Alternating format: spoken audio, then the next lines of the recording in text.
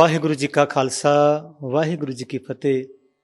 गुरु प्यारी साध संगत जीओ, आप जी दियां असीसां सदका, आप जी दे प्यार सदका, साहिब श्री गुरु ग्रंथ साहब महाराज दी बेअंत बेअंत बेअंत कृपा सदका है जो 31 मुख रागां दी लड़ी दे अधीन आप जी गुरु दे प्यारे कीर्तनीय ਅਤੇ ਅਜੋਕੇ ਨਵਤਨ ਕੀਰਤਨੀਏ ਤਿੰਨਾਂ ਪਾਸੋਂ ਆਪ ਜੀ ਰਾਗਾਤਮਕ ਕੀਰਤਨ ਅਨਾਹਤ ਕੀਰਤਨ ਸੁਸਾਇਟੀ ਵੱਲੋਂ ਪਿਛਲੇ ਕਈ ਦਿਨਾਂ ਤੋਂ ਸਰਵਣ ਕਰ ਰਹੇ ਹੋ। ਅੱਜ ਸਾਡਾ ਬੜਾ ਹੀ ਪਿਆਰਾ ਰਾਗ ਕਾਂਦੜਾ।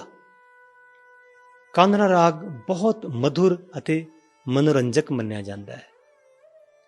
ਸ਼ਾਸਤਰੀ ਸੰਗੀਤ ਦੇ ਵਿੱਚ ਅਤੇ ਗੁਰਮਤ ਸੰਗੀਤ ਦੇ ਵਿੱਚ ਪਿਆਰੇ ਉਸਤਾਦ ਜਨ, ਪਿਆਰੇ ਪਿਆਰੇ ਕੀਰਤਨੀਏ ਬੜੇ ਚਾਅ ਨਾਲ ਇਸ ਰਾਗ ਨੂੰ ਗਾਇਨ ਕਰਦੇ ਨੇ।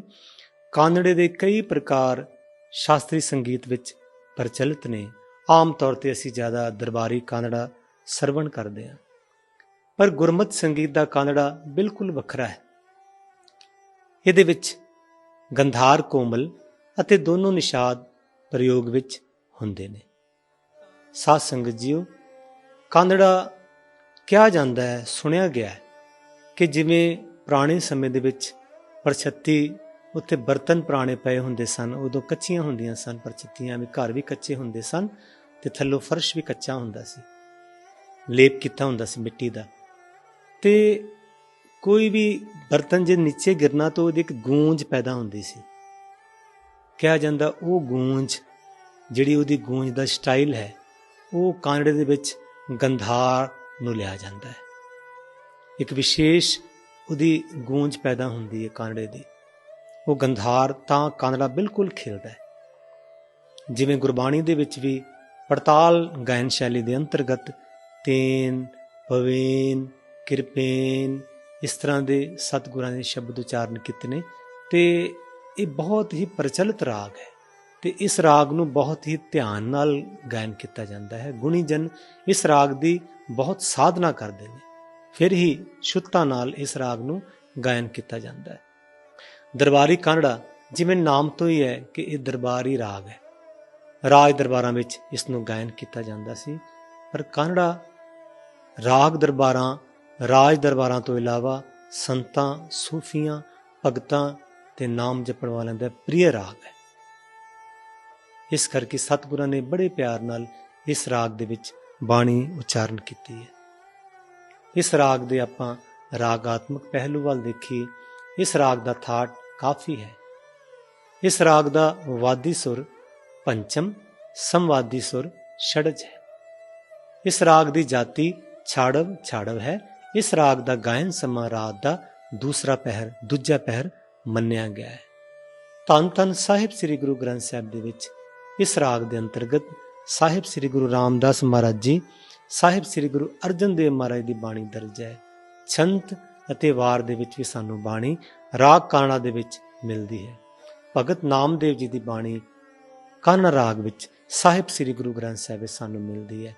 ਆਓ ਬੜੇ ਹੀ ਪਿਆਰ ਨਾਲ, ਬਹੁਤ ਸਤਿਕਾਰ ਨਾਲ ਗੁਰੂ ਦੇ ਪਿਆਰੇ ਕੀਰਤਨੀਆਂ ਪਾਸੋਂ ਆਪਾਂ 31 ਰਾਗਾਂ ਦੇ ਅਧੀਨ ਰਾਗ ਕਾਂਦੜਾ ਦੇ ਵਿੱਚ ਕੀਰਤਨ ਸਰਵਣ ਕਰੀਏ ਜੀ। ਵਾਹਿਗੁਰੂ ਜੀ ਕਾ ਖਾਲਸਾ ਵਾਹਿਗੁਰੂ ਜੀ ਕੀ ਫਤਿਹ।